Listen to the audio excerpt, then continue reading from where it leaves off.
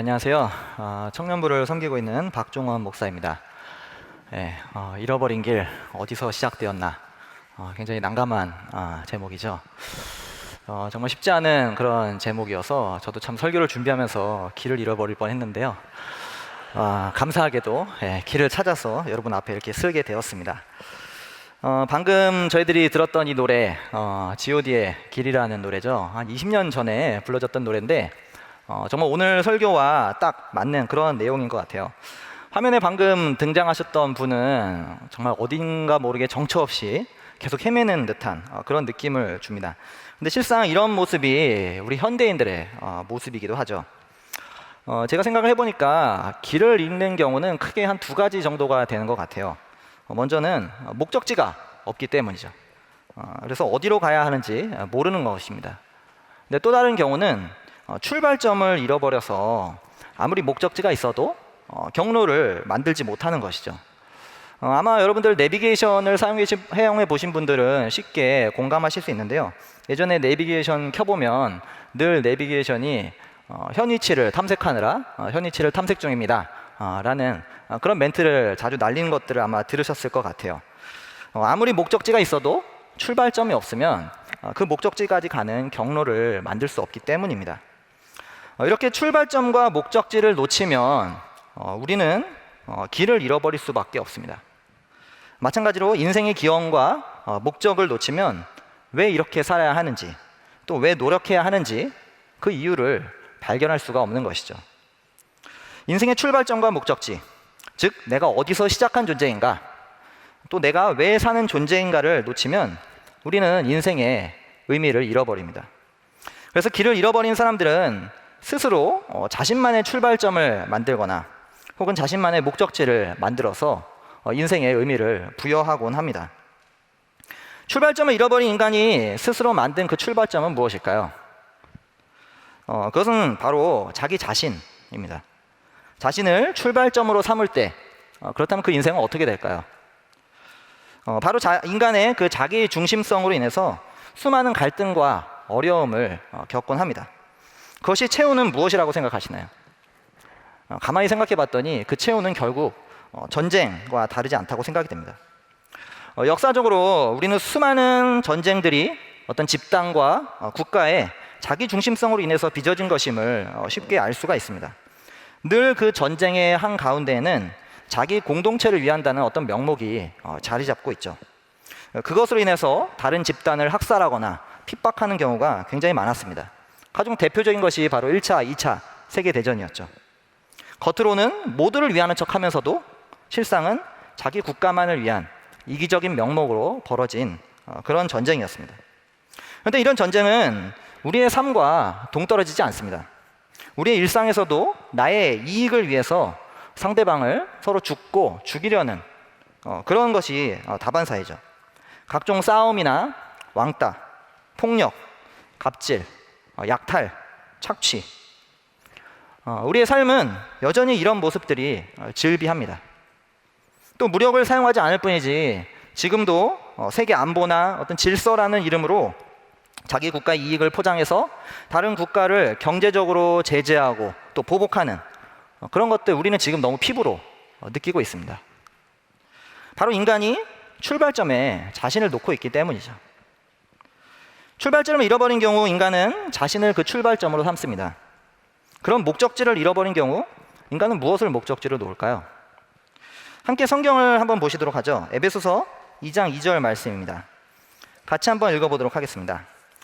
그때 여러분은 허물과 죄 가운데서 이 세상의 풍조를 따라 살고 공중의 권세를 잡은 통치자 곧 지금 불순종의 자식들 가운데서 작용하는 영을 따라 살았습니다. 여기서 말하는 그때라는 표현은 하나님과 관계없이 살 때를 말하는 것입니다. 즉 창조주와는 아무런 관련이 없이 그냥 무신론자로 살아가는 그것을 말하고 있는 것이죠. 그런데 이 말씀이 강조하는 것은 따라 살았다는 것입니다. 이 세상의 풍조를 따라 살고 라고 말하고 있죠. 목적지를 잃어버린 사람들은 이 삶의 종착지를 세상의 풍조로 삼고 그 다른 사람들이 하는 대로 그렇게 따라 살아갑니다. 제가 이제 찾는 이 4명과 살고 있다는 것은 많은 분들이 이제 알고 있는 사실인데요. 저희 집에 큰아이가 어느 날 저희 집에 텔레비전이 없는데 집에 오더니 사랑을 했다, 그 노래를 부르더라고요. 네. 작년에 이제 아이콘이라는 가수들이 불렀던 유명한 곡이죠.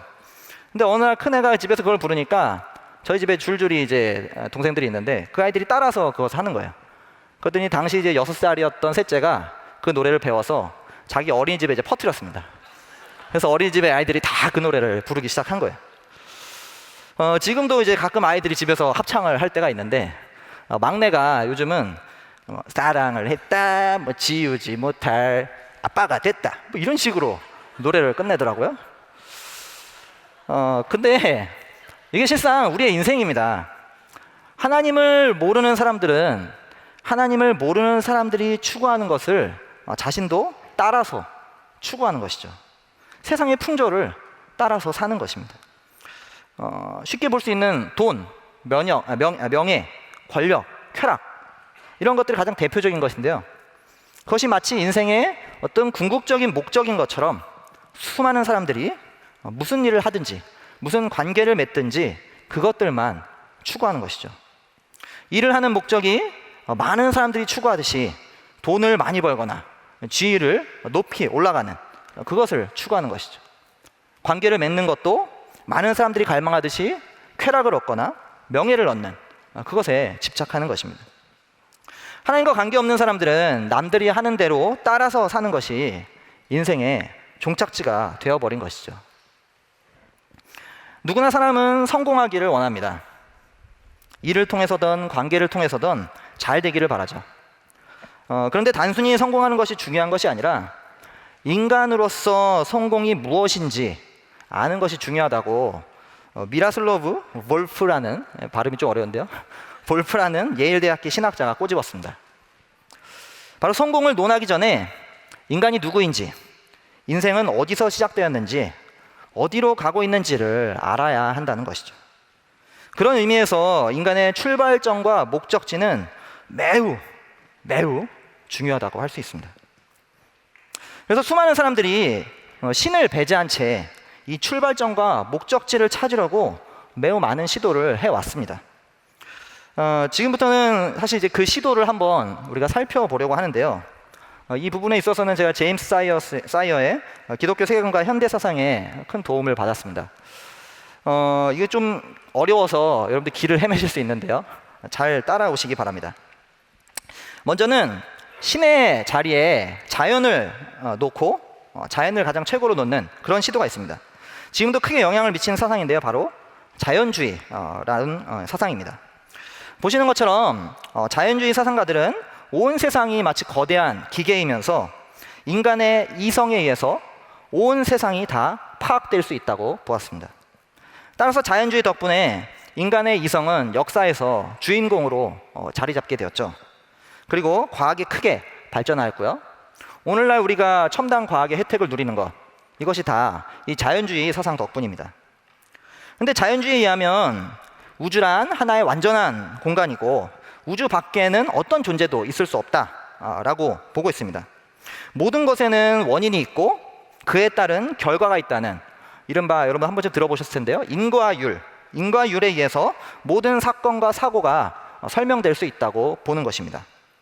그래서 인간도 우연한 우주의 한 부품에 지나지 않으며 인간의 정신 또한 인간 안에 있는 어떤 내분비계에 의한 기계적 작동이라고 설명하는 것이죠. 이런 자연주의는 크게 두 가지로 볼 수가 있는데요. 첫째는 바로 인문주의 혹은 인본주의라는 것입니다. 자연주의자들은 우주와 다른 부분으로서 인간의 아름다움을 강조하여 인간 가치의 근거를 찾았습니다. 특히 인간의 지성, 세련된 문화, 그리고 선악의 분별력은 인간만이 가지고 있는 매우 독특한 점이었기 때문에 그들은 그것이 인간의 가치라고 여겼죠. 따라서 이들에게 인간의 삶의 의미란 인간의 독특함이라고 볼 수 있습니다. 또한 인간의 목적이란 없고 그저 인과율에 의한 어떤 사건만 있을 뿐이죠. 그래서 진화론이 자연주의자들에게는 가장 매력적인 인간의 기원에 대한 설명이 됩니다.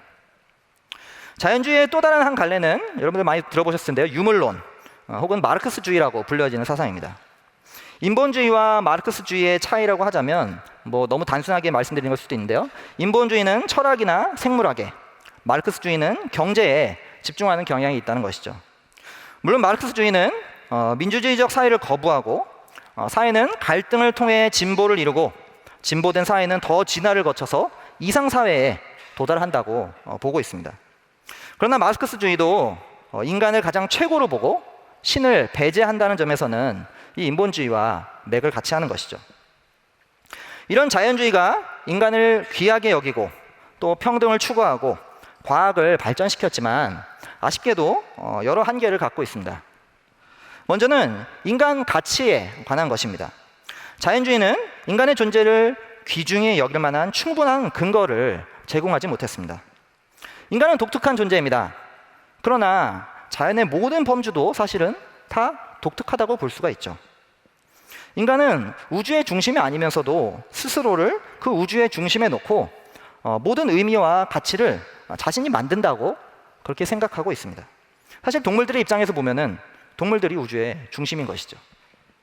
우연적인 존재가 왜 우주의 중심에 서야 하는지 사실 자연주의는 답을 주지 못합니다. 또한 우주의 시작이 신이 아니라 스스로 시작했다고 주장하지만 그 부분에 대해서는 사실 누구도 증명할 수가 없습니다. 이것은 전제의 문제이고 신념의 문제입니다. 오히려 오늘날 우주의 시작이 빅뱅으로 시작했다는 점, 그리고 인간과 같은 고등동물이 살 수 있는 환경으로 이 지구와 우주의 모든 법칙이 미세하게 조정되어 있다는 점, 그 점에서 오히려 많은 과학자들은 신의 존재를 인정하고 있습니다. 유명한 무신론자였던 안토니 플루라는 사람은 존재하는 신이라는 책을 통해서 순전히 이성과 과학적 방법으로 신의 존재를 인정하는 결론을 내려서 전 세계 무신론자들을 매우 깜짝 놀라게 했죠. 마지막으로 진화에 의하면 인간은 존재의 의미를 발견할 수가 없습니다. 인간은 삶의 목적을 알 수 없기에 방향 없이 흘러가는 그런 존재일 뿐이죠. 그래서 돈이든 지위든 명예든 쾌락이든 스스로 특정한 것에 자기 나름대로 의미를 부여하는 것입니다. 이런 자연주의의 한계에서 발생한 사상이 있는데요. 자연주의 논리를 계속 따라가다 보면 결국은 도달하게 되는 어떤 감정과도 같습니다. 바로 허무주의라고 불리는 것입니다. 자연주의에 의하면 인간은 우연한 산물인데 인간이 자유를 갖는다는 것은 말이 되지가 않습니다. 자연주의에 따르면 모든 인간의 자유는 결국 이미 과거에 결정된 어떤 사건의 결과로 도출되는 것이기 때문이죠. 아무리 노력해도 나의 삶이 이미 결정되어 있다면 정말 매우 허무하겠죠.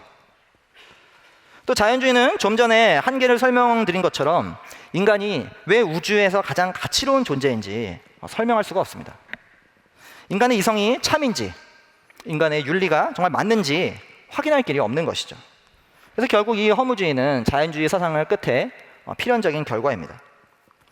이 허무주의도 사실은 태도에 따라서 두 가지로 나뉠 수가 있는데요. 긍정과 부정으로 나뉠 수가 있습니다. 인생에 답이 없고 고통뿐이니 그저 그것을 받아들여라 라는 그런 관점은 부정적 혹은 비관적 허무주의라고 불릴 수가 있고요. 반대로 그렇기 때문에 이 인생의 즐거움을 찾아서 그것을 즐겨라 라고 하는 것은 긍정적 혹은 낙관적 허무주의라고 볼 수 있습니다.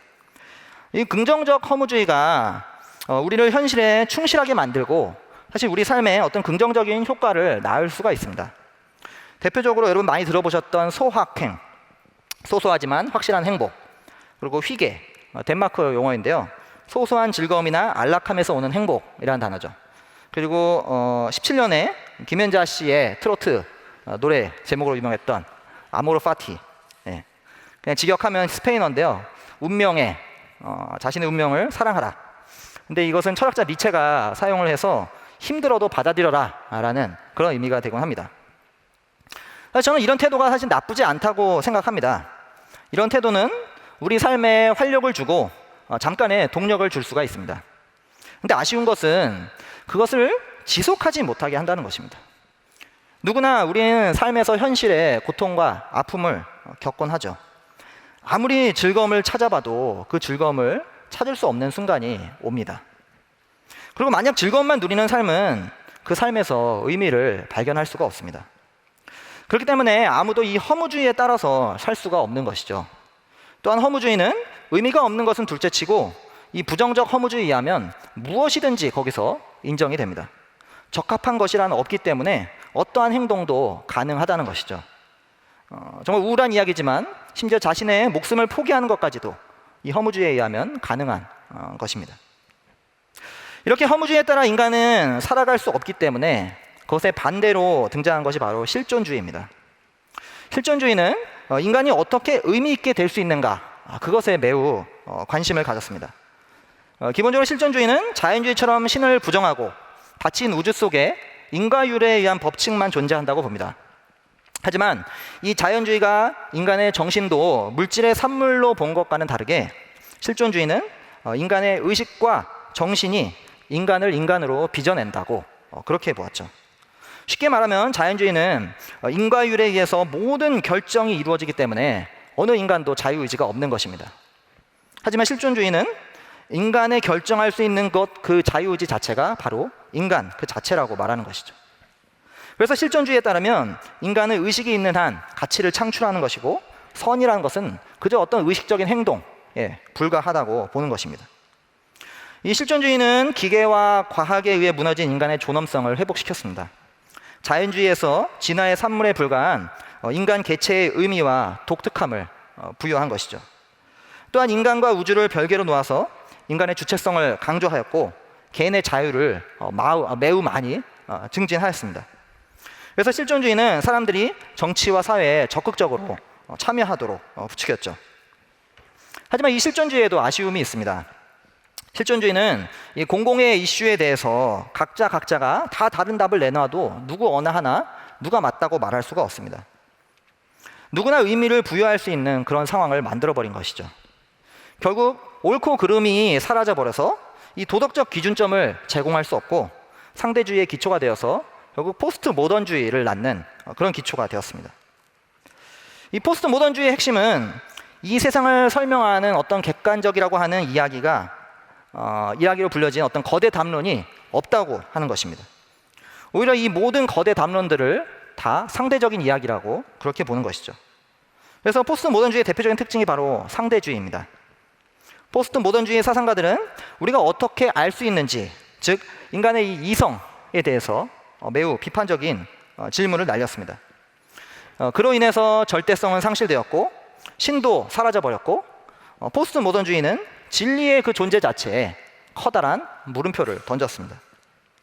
따라서 포스트 모던주의에 의하면 모든 것을 설명해 준다고 생각했던 거대 담론은 무의미해졌고 모든 종교와 사상들은 어느 정도 그냥 상대적인 의미만 갖고 있을 뿐입니다. 이런 포스트 모던주의는 우리 삶의 여러 가지 방면에 긍정적인 효과를 낳았습니다. 상대성의 인정으로 다양성을 보기 시작했죠. 또 기존의 권력과 힘에 의한 어떤 획일적인 사고, 어떤 전체적인 관점이 옳다는 그런 사고에도 큰 브레이크를 걸었습니다. 그래서 우리 사회의 구조와 시스템의 문제를 적나라하게 드러냈죠. 가진 자는 더 갖게 되고 없는 자는 더 없게 되는 것의 문제가 바로 이 사회 구조의 시스템의 문제라는 것을 들춰냈습니다. 그런데 포스트 모던주의도 몇 가지 심각한 의문점이 제기됩니다. 바로 포스트 모던주의가 주장하는 거대 담론은 없다고 주장하는 것, 그것 자체도 하나의 거대 담론이라는 것이죠. 절대적인 것은 없다고 진술하는 것, 그 자체도 사실은 절대적으로 맞다고 볼 수 없는 논리적인 모순이 발생한다는 것입니다. 또한 이성을 불신하는 그 포스트 모던주의의 합리성, 그것은 과연 신뢰할 만한 것인가? 라는 것에 의문점을 우리는 던질 수가 있죠. 포스트 모던주의가 이전의 사상들을 모두 의심하고 그것들에 대해서 비판했지만 결국 그 의심을 일으킨 것도 인간의 이성이라는 것이죠. 인간의 이성을 비판하는 그 포스트 모던주의도 결국 인간의 이성에 기초한다는 것입니다. 여기까지 어떻게 잘 따라오셨나요? 네, 거침없이 막 달려왔죠. 제가 지금까지 설명드린 것을 좀 여러분들이 쉽게 이해하시기 위해서 한 가지 예를 드리려고 합니다. 그럼 바로 이제 영화 어벤져스의 예를 드는 것인데요. 예, 좀 익숙한 사진인가요? 한 달 전에 청년부 사진을 이렇게 오버랩해서 주보에 실은 적이 있는데요. 어벤져스가 사실은 1000만 관객이 넘는 사람이 많이 보고 굉장히 젊은이들 층에 인기가 있는 영화긴 하지만 우리 중에는 어떤 분들은 이제 관심이 없는 분도 계시고 실제로 영화를 보지 않으신 분도 계시기 때문에 제가 이 예화를 드는 것이 사실은 좀 부담이 됩니다. 하지만 이 영화가 우리에게 인기 있는 것만큼 조금 전에 설명드린 그런 사상들이 우리 삶에 너무나 쉽게 녹아져 있기 때문에 이 영화를 예화로 드는 것이니 좀 부디 이해하고 들어주시면 감사하겠습니다. 이 어벤져스라는 영화는 기초의 사상이 우주라는 것이 6개의 어떤 돌, 6개의 어떤 스톤으로 이루어졌다고 보는 것입니다. 이것은 순전히 자연주의 시각이죠. 이 스톤들을 모아서 우주의 최강이 되려는 이 타노스라는 인물과 이를 맞서 싸우는 히어로들의 그 싸움이 영화의 주된 내용입니다. 그리고 각 히어로들이 가만 한 명씩 살펴보면 과거에는 어떤 보통 사람이었는데 어떤 특정한 원인에 의해서 다 히어로가 됩니다. 대부분 다 과학적인 방법에 의해서 그렇게 되는데요. 이건 역시 인과율을 설명하는 자연주의 시각이죠. 하지만 그 중에 독특한 인물이 있는데요. 바로 토르라는 어떤 신과 같은 인물입니다. 하지만 그는 모든 것을 초월하는 어떤 신이 아니라 지구에 사는 사람들에 비해서 단순히 상대적인 힘을 갖고 있는 그런 신일 뿐입니다. 이것은 포스트 모던주의의 특징을 보여주는 것이죠. 여기에 이제 최근에 개봉했던 엔드게임, 그리고 작년에 개봉했던 인피니트 워를 보신 분은 아시겠지만 이 타노스라는 역시 신과 같은 인물의 스냅 한 번으로 온 우주의 생명체 절반이 사라져버립니다. 이건 허무주의죠. 히어로들은 어떻게 해서든지 이 사라진 인류를 되살리려고 노력합니다. 심지어 자기의 큰 희생을 치르는 한이 있더라도 자유의지를 사용해서 그 길을 택하는 것이죠. 이건 실존주의를 보여줍니다. 그런데 영웅들이 아무리 노력해도 이 타노스를 이길 수가 없습니다. 재미있는 것은 이 영화를 마감하는 것이 허무주의라는 것인데요. 제가 여기서 이제 엔드게임의 마지막을 말씀드려야 하기 때문에 죄송하지만 부디 저를 허무하게 보지 말아 주십시오. 영화의 마지막은 이 신과 같은 타노스가 아니라 과학의 첨단을 대표하는 아이언맨의 스냅으로 이 타노스 악당 일당이 모두 사라집니다. 자연주의의 승리인 것처럼 보이죠. 그런데 이 스냅으로 아이언맨은 자신의 목숨을 잃게 됩니다. 굉장히 허무하죠. 그런데 거기서 끝이 아닙니다. 과거에서 가져왔던 그 스톤들을 다시 과거로 돌려보내려고 캡틴 아메리카가 출발을 하는데, 캡틴 아메리카는 과거에서 자기가 사랑했던 그 여인과 춤을 추는 그 삶을 선택하면서 영화가 마무리됩니다. 즉 자신의 삶을 즐기고 그것에 의미를 부여하는 것이죠.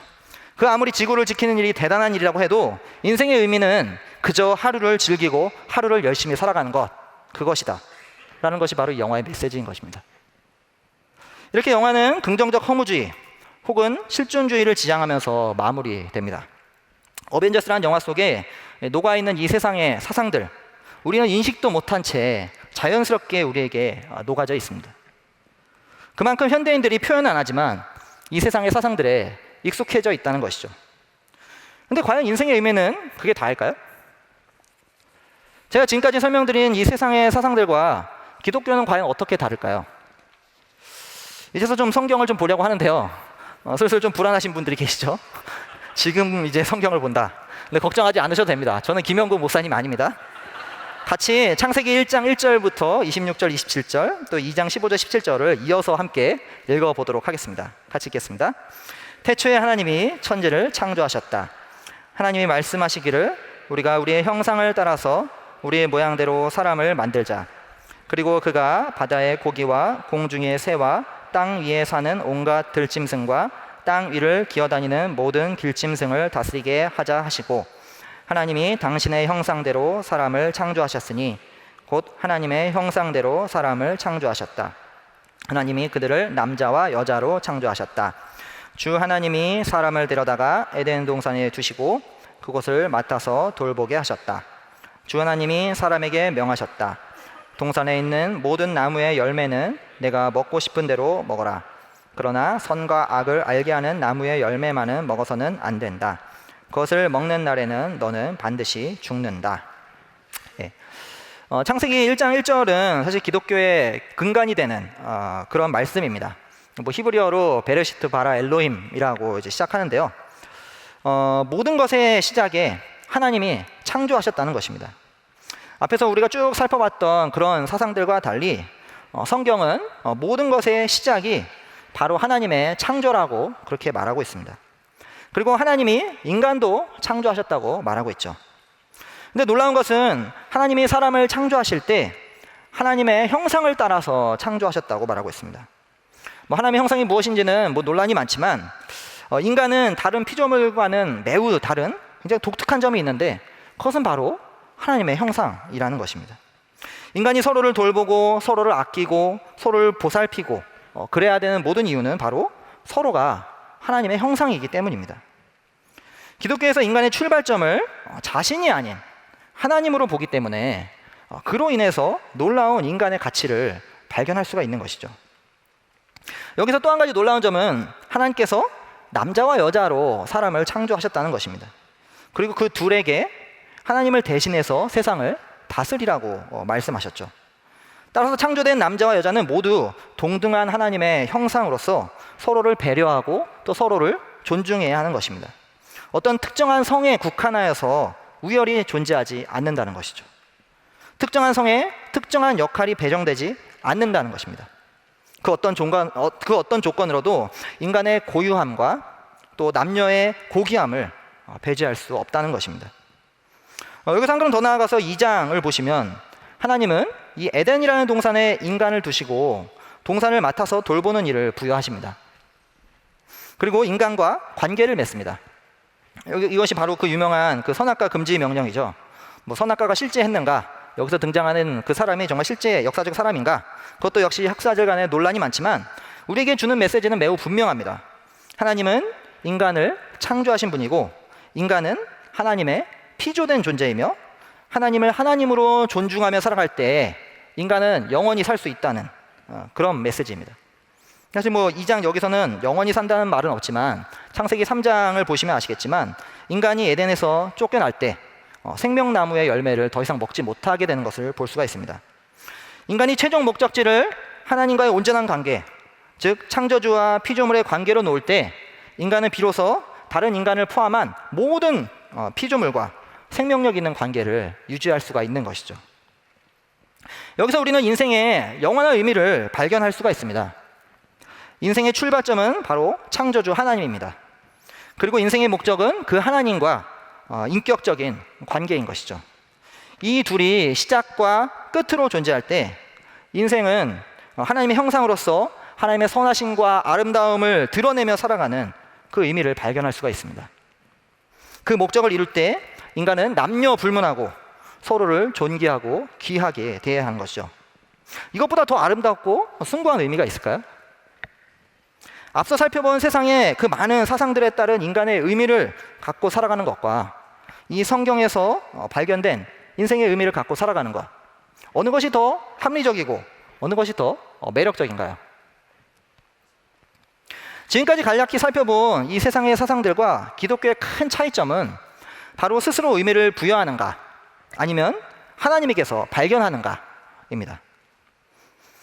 인간의 이성에 의미를 부여하는 자연주의, 인생 무상 아니면 무엇이든지 의미를 부여할 수 있는 허무주의, 인생의 자유의지에 의미를 부여하는 실존주의, 상대적으로 의미를 부여하는 포스트 모던주의, 그 모든 사상들이 인간의 의미를 자기 나름대로 스스로 부여합니다. 그러나 기독교는 이 의미를 창조주 하나님에게서 발견하는 것이죠. 그렇게 의미를 인간이 스스로 부여하는 것과 창조주 하나님에게서 발견하는 것에는 큰 차이점이 있습니다. 이 부분은 제가 팀 켈러 목사님의 도움을 받았는데요.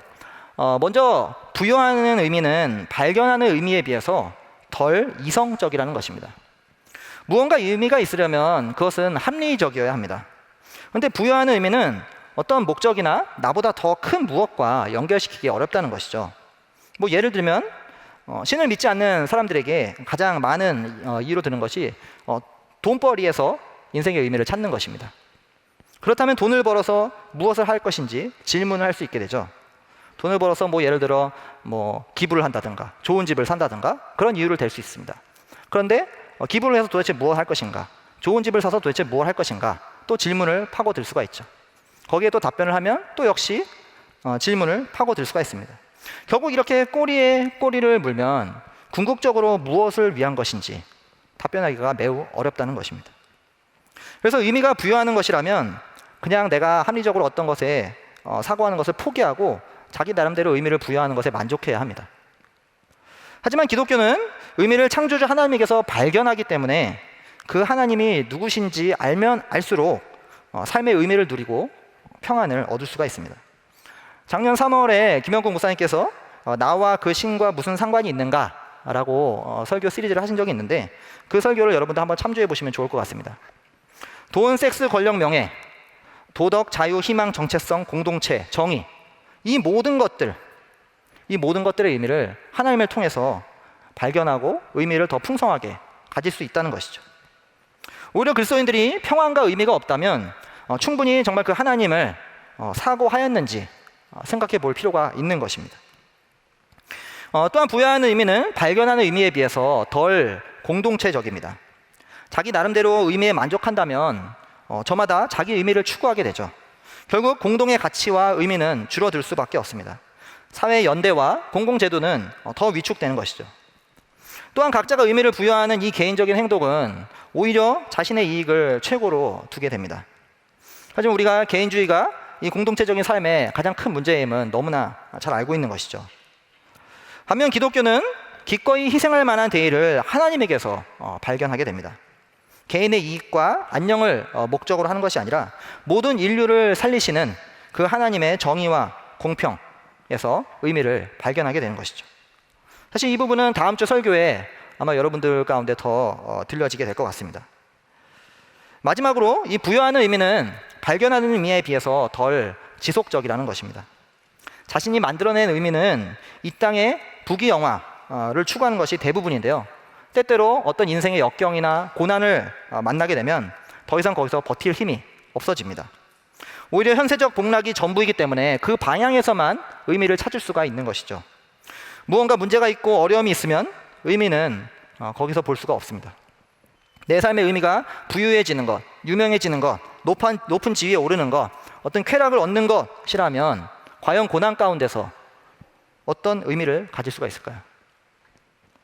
그러나 기독교는 이 땅의 한시적이고 유한한 의미가 아니라 영원히 마르지 않는 의미를 창조주 하나님에게서 발견할 수가 있습니다. 고난을 극복할 수 있는 힘을 초월적인 하나님에게서 발견할 수 있다는 것이죠.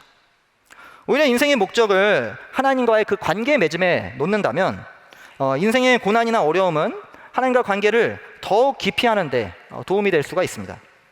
그리고 우리가 하나님께서 모든 것을 만드시고 또 모든 것을 창조하시고 지혜가 가장 뛰어나신 분이라고 믿는다면 어떤 고난과 악한 상황에서도 우리는 모르지만 하나님께서만 아시는 충분한 어떤 목적을 두셨을 것이라고 우리는 그 하나님을 믿을 수가 있는 것이죠. 사람들은 의미를 발견하기보다 스스로 부여하려고 합니다. 그 이유는 의미를 발견한다는 것이 어떤 절대자가 부여한 것에 내가 종속되는 것처럼 느끼기 때문이죠. 이런 종속에 사실 현대인들은 알레르기적인 반응을 보입니다. 그 대신에 개인의 자유의지, 자율성을 더 강조하는 것이죠. 그것이 사실 우리 모든 현대인들의 특징이기도 합니다. 창조주를 배제하고 유일하게 이성을 가진 존재로서 사람들은 이 세상에서 유아독존하려는 것이죠. 그러나 성경에서 보여주듯이 창조주 하나님의 피조물로 살아가는 것은 인간의 존재에 매우 탄탄한 기반을 마련해주는 이성적이고 모든 인류가 공존할 수 있는 공동체적이며 어떤 역경에도 견딜 수 있는 그 힘을 주는 지속적인 의미입니다. 기독교는 인생의 출발점을 하나님의 창조에 놓습니다. 그리고 인생의 목적을 하나님과의 관계 맺음에 놓고 있죠. 그래서 인생의 의미를 하나님을 통해서 발견하게 되는 것입니다. 더 정확히 말하면 하나님의 말씀을 통해서 발견하게 되는 것이죠. 그래서 방금 읽었던 이 말씀 구절 가운데서 구체적인 예를 하나 들어보려고 합니다. 우리가 평소에 가장 많은 시간을 들이는 일의 의미를 방금 읽었던 성경 구절을 통해서 한번 발견해 보고 싶습니다. 창세기 1장 26절 27절 아까 읽었던 말씀이지만 다시 한번 읽어보도록 하겠습니다. 하나님이 말씀하시기를 우리가 우리의 형상을 따라서 우리의 모양대로 사람을 만들자. 그리고 그가 바다의 고기와 공중의 새와 땅 위에 사는 온갖 들짐승과 땅 위를 기어다니는 모든 길짐승을 다스리게 하자 하시고 하나님이 당신의 형상대로 사람을 창조하셨으니 곧 하나님의 형상대로 사람을 창조하셨다. 하나님이 그들을 남자와 여자로 창조하셨다.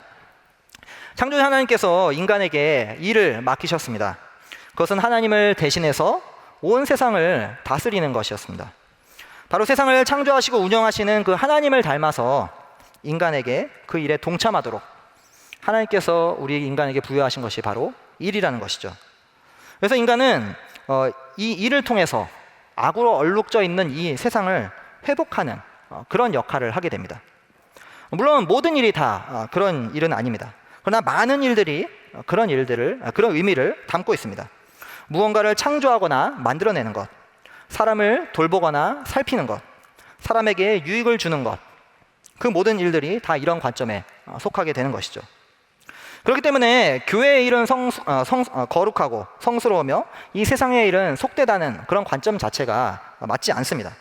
모든 일이 다 깨어진 이 세상을 회복하는 하나님의 역사에 동참하는 일이 되는 것이죠.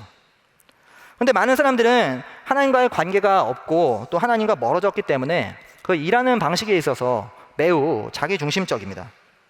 그런 문화 가운데서는 서로를 배려하지 않고 자기의 이익을 먼저 생각하고 상대방을 착취하려는 태도가 대부분이죠.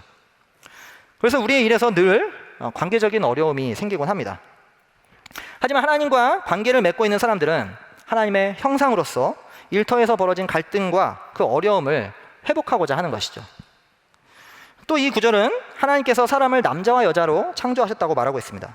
남녀 모두 동등하게 하나님의 형상으로 창조되었으며 동일한 사명을 부여받았다는 것이죠.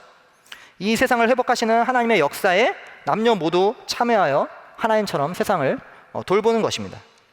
그런데 아쉽게도 한국 교회에서는 이 설교단에 서는 기회를 대부분 남자에게 국한하는 것을 보게 됩니다. 그것은 매우 성경을 잘못 보고 있다고 저는 생각을 합니다. 마찬가지로 우리의 직장 가운데서도 직장 문화가 여성을 차별하고 있다면 우리는 그 문화에 어떻게 반응해야 할지 이 창조주 하나님으로 인해서 새로운 관점을 얻을 수가 있는 것이죠.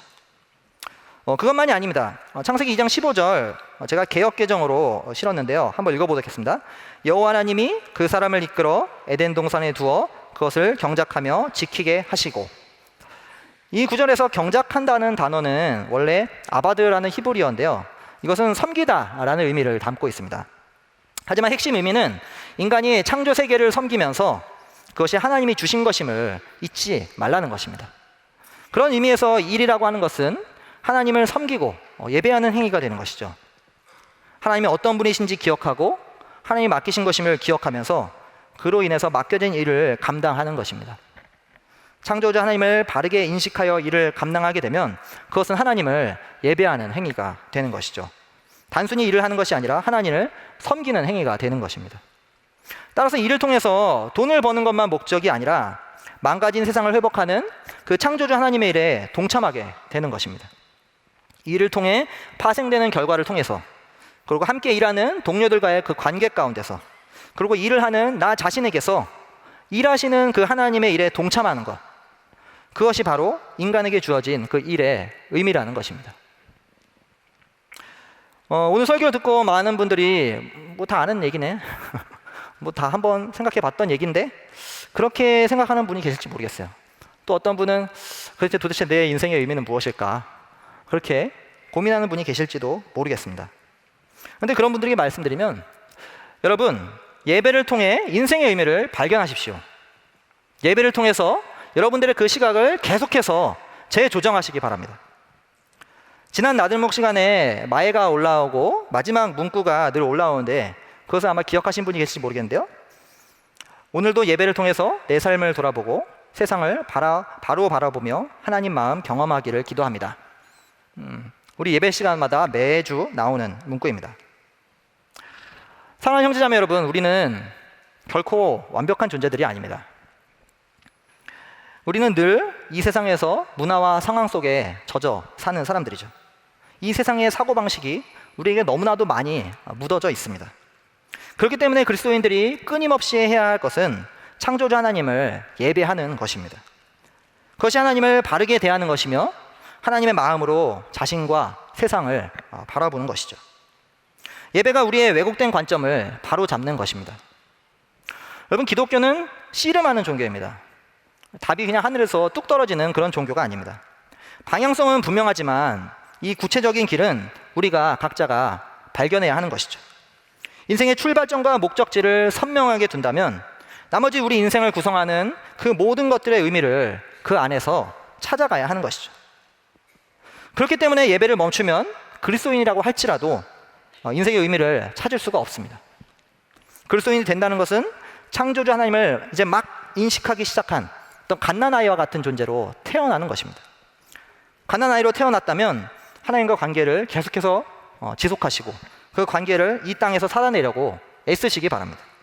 그 노력을 멈추지 마시기 바랍니다. 계속해서 하나님과 대화하면서 그 의미를 발견하라고 힘을 쓰십시오.